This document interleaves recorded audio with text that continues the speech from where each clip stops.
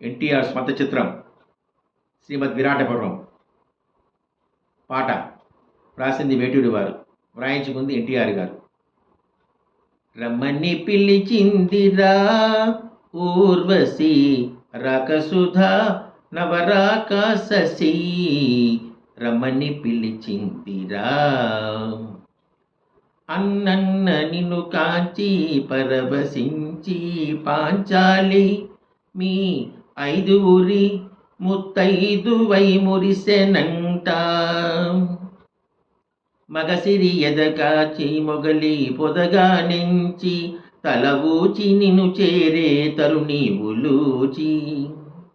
ఆ మగ రూపులో ఉన్న మగువ నీ మగటిమి మై సోకినంత, మగనాళి అయిపోయనంట ఆ చిత్రాంగదా. మీ ఎత్తులకు భావజిత్తులకు చిత్తైన చెలువ సుభద్ర. చెప్పకనే అన్నకు చెప్పకనే మీతో లేచొచ్చెనంట.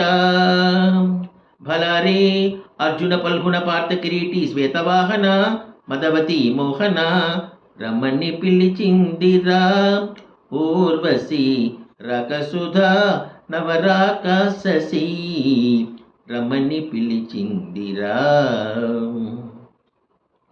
ఇక్కడ 4 వాక్యాల చరణం. తంజావూరు రఘుపతి నాయకుల ఆస్థాన కవి చామకురి వెంకట కవి రాసిన తెలుగు కావ్యం విజయ విలాసం హృదయోల్లాసంగా ఉంటుంది. పెద్ద పుస్తకం. 4 వాక్యాలతో అంత పెద్ద పూర్తి కావ్యాన్ని సినీ ఆంధ్రభోజుడు ఎన్టీఆర్ తన అష్టదిగ్గజ కవి వేటూరి గారి చేత రాయించారు. ఎన్టీఆర్ గారికి తెలుగు కావ్యాలపైన సాహిత్యంపైన ఎంతో తెలిసినవారు. అతని కవులు సముద్రాల సీనియర్, సముద్రాల జూనియర్, సి నారాయణ రెడ్డి గారు, పింగళి నాగేంద్రరావు గారు, కొండవేటి వెంకటకవి గారు, వేటూరి సుందరరామూర్తి గారు, పరచూరి బ్రదర్స్ అష్టదిగ్గజాలు. ఎన్టీఆర్ గారి స్వంత చిత్రాలు, పాటలు, పద్యాలు, మాటలు విజ్ఞాన సుధారసాలు. ఇంతకు నేను చెప్పబోయేది విషయం 4 వాక్యాల చరణం శ్రీమద్ విరాటపురం, ఎన్టీఆర్ డైరెక్షన్. దీని పూర్తి భావం మీకు విన్నవిస్తాను, చాలా బాగుంటుంది. 1. అన్నన్న నిన్ను కాంచి పరవశించి పాంచాలి, మీ ఐదుగురి ముత్తైదువై మురిసెనంట. ఇది ద్రౌపది కళ్యాణం, ద్రౌపది స్వయంవరం. ఆ స్వయంవరం సమయం అర్జునుడిని ముఖ సౌందర్యానికి ఇష్టపడి కేవలం అర్జునుడి కోసం ఆమె మిగిలిన 4 భర్తలను కూడా స్వీకరించింది అని దీని అర్థం. ఇదే మహాప్రస్థానంలో ద్రౌపది స్వర్గారోహణలో పడిపోయినప్పుడు ధర్మరాజు భీముడితో చెబుతాడు, పాంచాలికి అందరికన్నా అర్జునుడి మీద ప్రేమ ఎక్కువ, పక్షపాతం ఎక్కువ, అందుకే పడిపోయింది అంటాడు. 2వ వాక్యం. మగసిరి ఎదకాచి మొగలి పొదగా నుంచి తల ఊచి నిన్ను చేర తరుణి ఉలూచి. దీని భావం, పాములు ఇప్పుడు నీటిలో సంచరిస్తూ ఉంటాయి. వాటికి మొగలి పొదలు నివాస స్థానాలు. అర్జునుడు యమునా నదిలో స్నానం చేసి ఆచమనం చేసే సమయం అతని మగసిరిని మొగలి పొదగా భ్రమించి ఉలీచు అనే నాగకన్య సర్పరూపంలో అర్జునుని నాగలోకం పాతాళలోకానికి తీసుకుని వెళ్ళి తండ్రికి చెప్పి వివాహం చేసుకుని ఇరావంతునికి జన్మనిస్తుంది.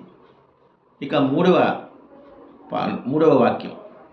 ఆ మగరూపులో ఉన్న మగువ నీ మగటిమి మైసోకినంత, మగనాలి అయిపోయేనంట ఆ చిత్రాంగద. ఇక్కడ తమాషాగా ఉంటుంది. మణిపురం అనే రాజులకు ప్రతి తరంలో ఒక మగపిల్లవాడు పుడుతూ ఉంటాడు. అతను వారసత్వం రాజ్యం పాలిస్తుంటాడు. కానీ ఎందుకో ఆ అర్జునుడి కాలంలో ఆ మణిపురం మహారాజుకి పుత్రుడు జన్మించలేదు. ఒక పుత్రిక పుట్టింది, ఆమె పేరు చిత్రాంగద.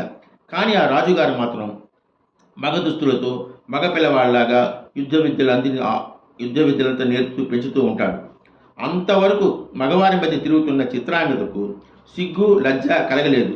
కానీ అర్జునుడు తీర్థయాత్రలు చేస్తూ మణిపురం వెళతాడు. అక్కడ అర్జునుడు చూచిన వెంటనే చిత్రాంగద తాను మగ దుస్తులతో ఉన్నా కూడా అన్నీ మర్చిపోయి సిగ్గు లజ్జలతో ఆ మగ దుస్తులు తీసివేసేసి మన్నీ మార్చుకొని స్త్రీగా తయారై అతన్ని వివాహం చేసుకుని పబురాహాన్ని కని ఆ రాజ్యానికి వారసుని చేస్తుంది. అంటే అంతవరకు మగవారిని చూసినప్పుడు లేని సిగ్గు నిజమైన దివ్య పురుషుడు అర్జునుడు చూసిన వెంటనే మగనాలి అయిపోయినది చిత్రాంగద అని దీని అర్థం. ఇక 4వ వాక్యం. మీ ఎత్తులకు భావ చిత్తులకు చిత్తైన చెలువ సుభద్ర చెప్పకనే అన్నకు చెప్పకనే మీతో లేచి వచ్చానంట. ఇది సుభద్రా కళ్యాణం. అర్జునుని ఎత్తులకు మారువేషాలకు యతివేషాలకు అలాగే అతని బావ శ్రీకృష్ణుని జిత్తులకు చిత్తైపోయిన సుభద్ర తన అన్న అదే బలరామన్నకు చెప్పకుండా అర్జునుడితో ద్వారక నుండి లేచి వచ్చి అస్థిరికి వచ్చి పెళ్లి చేసుకుంటుంది. ఇలా ద్రౌపది కళ్యాణం, పులీచి కళ్యాణం, చిత్రాంగద కళ్యాణం, సుభద్రా కళ్యాణం 4 వివాహాలు విజయుని విలాస కథ వివరించిన అంత పెద్ద కావ్యాన్ని 4 వాక్యాలతో ఒకే ఒక చరణంలో రాసిన వేటూరి వారికి, దాన్ని వ్రాయించుకున్న సినీ ఆంధ్రభోజులు సీనియర్ ఎన్టీఆర్ గారికి తెలుగు ప్రేక్షకులు ఎప్పుడూ బహుదా రుణపడి ఉంటారు. ఇది నా విన్నపం. పగడాల జనార్దన్, తిరుపతి.